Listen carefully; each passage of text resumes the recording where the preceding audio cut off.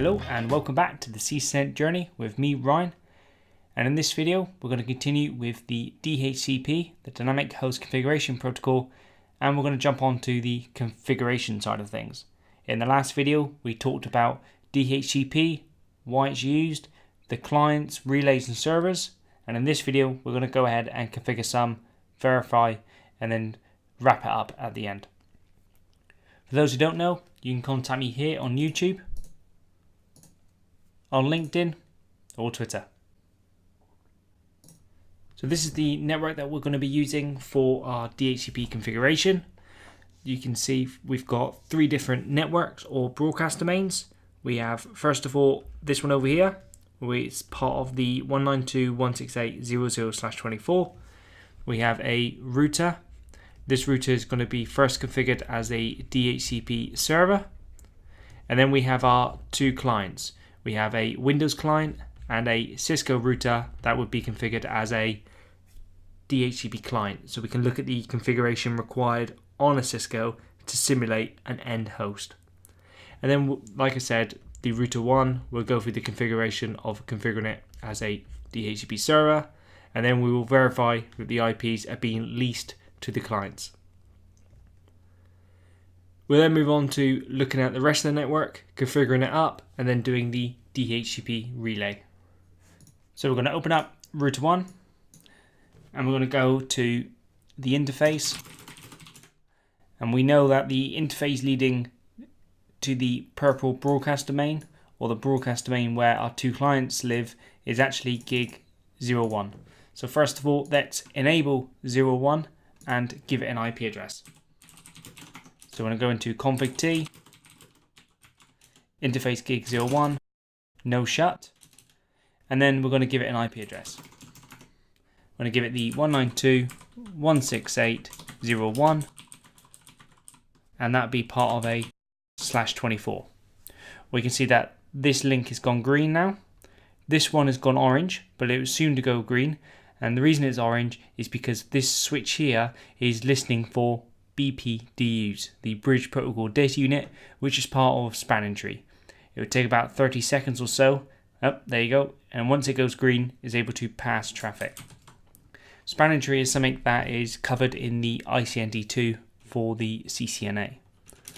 So now we've got the interface up and we have an IP address inside our subnet. We need to create a DHCP pool, a default gateway, and other DHCP options we may require on this router. So in order to start the DHCP configuration, we first need to go to global config, and then we can do the DHCP, we can do the IP DHCP, and then we can configure first of all a pool. So it's going to ask for a name of pool. Let's give it the name test, and then it's going to drop us down to a DHCP-configuration submode. If we do question mark here, depending on the make model of the device, you'll probably see a lot of options. Because this is packet tracer and it's just a simulation, we only see a handful of options. But nonetheless, it's the options that we need to be aware of for the CCENT. And the first one is the network statement. Network statement allows us to essentially write down the range or network that we want to hand out. Now we can see we want the 192.168.00/24 range to be part of the DHCP pool. So let's go ahead and type that in. And if we question mark it, you can see it asks for network mask. Some devices like it as a side notation. Since this again is a simulation, it probably wants it as a net mask. So we can type in the subnet mask or the net mask, and it comes up as the 255, so in a decimal format, and it accepts that rather than the CIDR notation. So the newer platforms tend to like CIDR. We also need to set a default router. So the default router is the default gateway. So when client 1 and client 2 goes out and sends their DORA, their discover message, trying to find which DHCP servers can offer them a IP address, the DHCP server also replies back with a default gateway. So it's not necessarily always required, but 9 out of 10 times that's something we're going to be using, because if we don't have a default gateway, we cannot get communication off our local subnet. And in this case, we do want to get traffic off our local subnet. So what's the default gateway going to be? Well, it's actually going to be this router. And if you remember, we typed in the 01 as the interface towards the 192.168.0.0/24 broadcast domain. Now the other options we may want to do is DNS. Let's say we have a DNS server on the network, or we have a DNS server off the network, like for example Google's DNS server, and maybe we're going to use them as a secondary DNS server. Okay, so in this case the simulation doesn't like secondaries, so we'll just put in the primary. Normally when you put in a primary, if you put a space and then put another IP address, it accepts it as a secondary. So we go ahead now and look at the show run. We can see that we've configured a DHCP pool. It's called test. Inside this pool, it can hand out the network of 192.168.0.0, and that's part of a /24, which means that we have 254 usable IPs, but of course we're going to take one as the default route. As the default router, sorry, which is ourselves. What we can also do, depending on whether it's also supported, and I don't know if it is we can actually exclude addresses. So oddly enough, you don't do this within the pool configuration, you do it globally outside the pool configuration. Notice we're in the global config, and we do IP, DHCP, and then we can have a range of addresses we wish to exclude. So in this case, I'm going to put a single IP address from the exclusion, which is the default gateway. So here we're saying you can hand out any IP address inside that /24, but if that /24 there are any IPs excluded, which there is, then don't hand out that IP. And notice which IP I've excluded. It's the default gateway, which in turn is the IP that we've assigned to the interface pointing towards the switch. So now what we're going to do is go over to, let's say, client 1, and we're going to go to the configuration. We're going to ask for DHCP, and we're going to see if we get an IP back.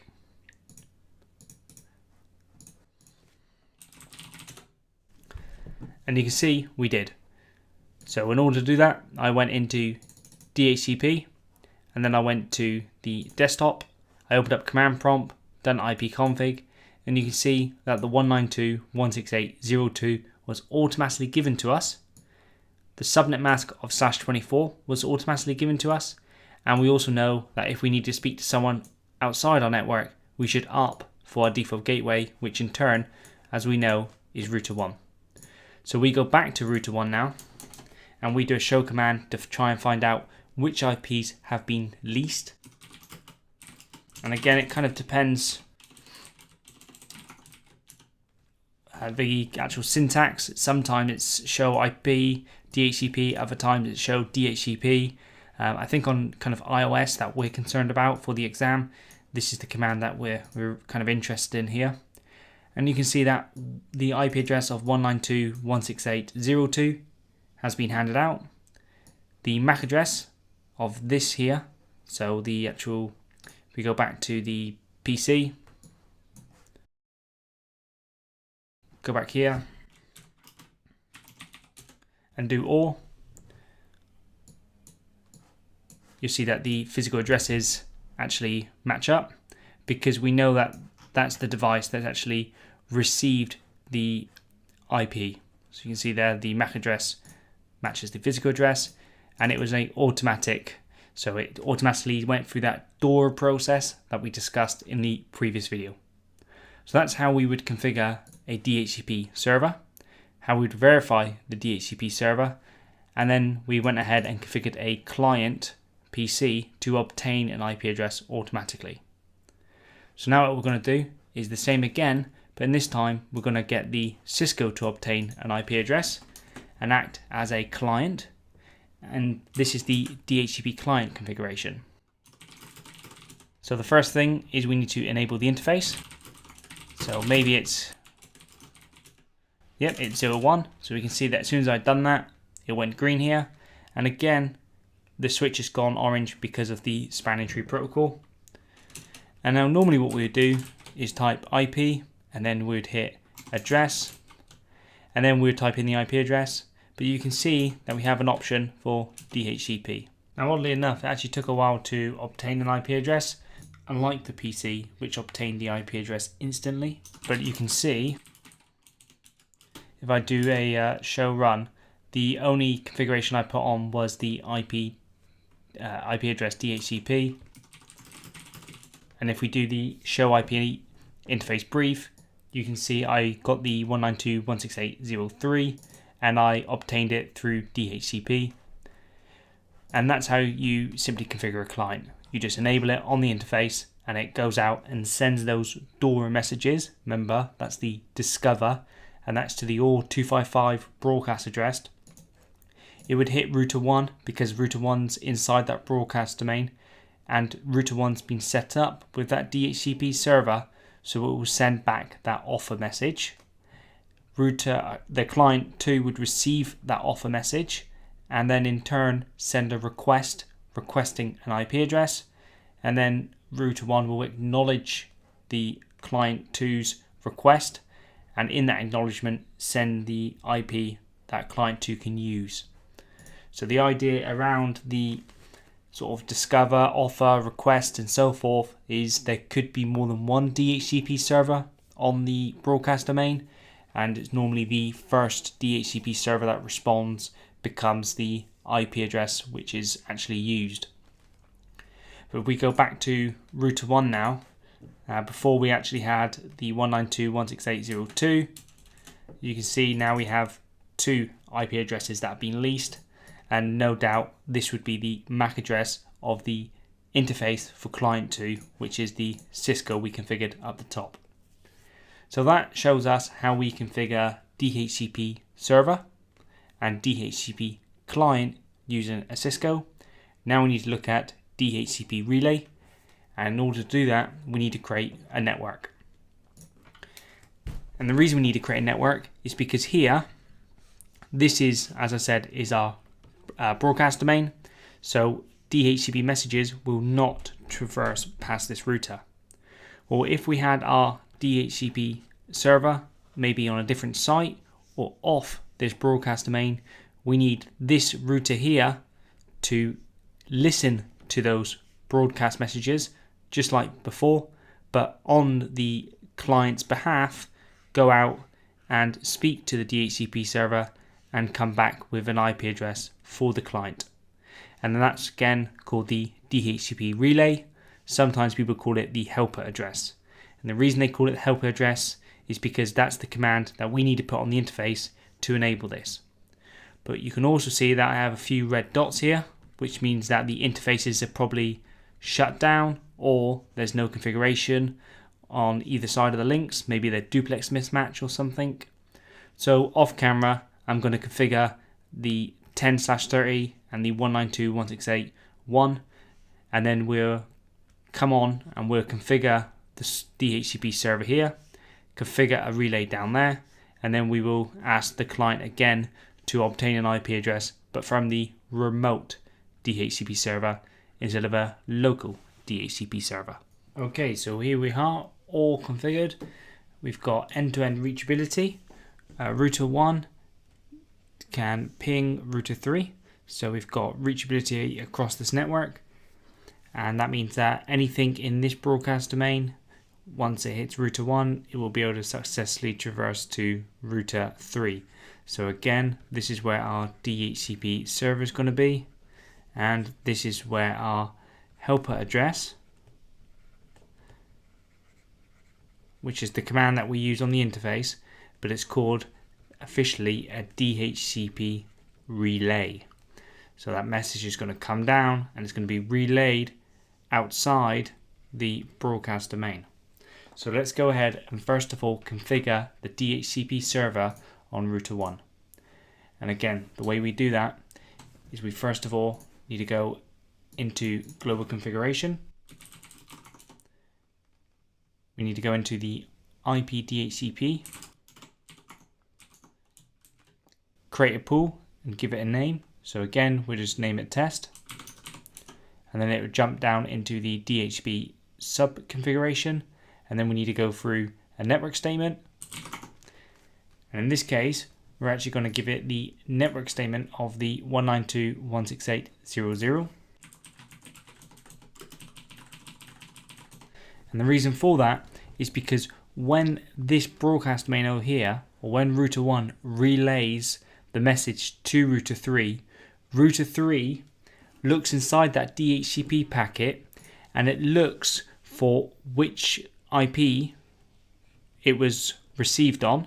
So in this case it'd be 192.168.0.1, and then it looks for a pool inside its DHCP server for that network. Because you got to think, if we had multiple routers off the network, all inside, let's say, different DHCP networks, we need some sort of method where this pool, or this DHCP server, which has multiple pools, let's say it has like 4 pools, it needs to know which IPs to give out to which network. And it does that because when the relay is sent across, the IP address of the interface it was received on is put inside the actual DHCP relay packet, and as such it knows which IP address to look inside, or which pool to then hand out IPs from. That's why we have to configure the pool over here, and that's how router 3, when it receives that DHCP message, is able to give it an IP from the correct pool. Now the default router, it's going to be the local router of router 1, because remember, the clients, the PC and the root and the Cisco router is going to be the client, and they need to go towards router 1 in order to get off the network. And DNS, just pop that in for now. And then we're going to do an exclusion for the IP address, and we're going to do a range here so you can see how that looks. But remember, you need to go into the global configuration to do that, not within the DHCP sub configuration mode. So from here we go IP DHCP exclude address, and let's say we want to exclude 192.168.0.1 and 192.168.100 to 200. And the way we do that is, first of all, we do the singular IP. I mean, it doesn't matter which order you're in, but it kind of makes more sense to do the singular one first. And then if we've got a range of IPs, we can do this. So the top one says exclude the IP address of 192.168.0.1, and the second command says exclude the IP address from 192.168.0.100 all the way to 200. So that'd be a lot of IPs there that is excluded from the available pool. If we look at the show run for the verification of that, we can see just at the top the configuration is all done. So now we're going to do is configure the DHCP relay. So that relay needs to be done on router 1, and it's done on the interface pointing towards the broadcast domain that will receive the door message. So in this case it'd be gig 01. And from here we can use the IP DHCP address. And now what we need to do is type in the address that we want to relay the messages towards. And in that case, it's the router 3 IP address. Now that means any door messages, DHCP packets received on this interface here will be relayed to this interface where we've configured the DHCP pool. So what we're going to do now is go ahead and go on client 1, and let's just give it a go and see how we get on. So let's go in here, it's requesting an IP address, and oh, looks like we got an IP address. So we can just go back to here. So there you go. So what we've done there was set up that DHCP relay, and client 1 has obtained an IP. Let's go ahead and set up client 2, and again the way we do that, very simple.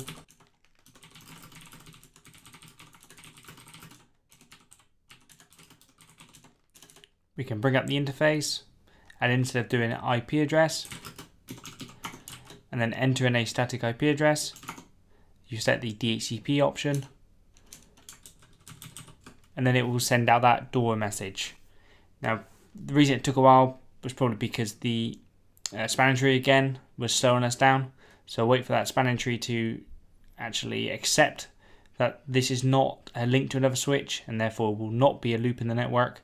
And once that settles down, which it has, it will then send out that door message and try to obtain an IP address using that DHCP relay through router 1 towards router 3, where we have that configuration.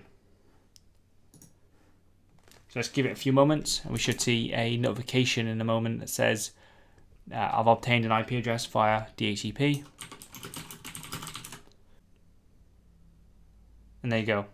It's now obtained an IP address through the DHCP relay. Okay, so that's all we've got time for in this lesson. Hopefully that's been informative. Just to review what we've done, we primarily focused on the configuration element of DHCP in this video. In the last video, we talked about DHCP as a whole, why it was needed. We looked at the door process and some packet captures. And in this video, we dived into the configuration. We first of all started off with the DHCP server.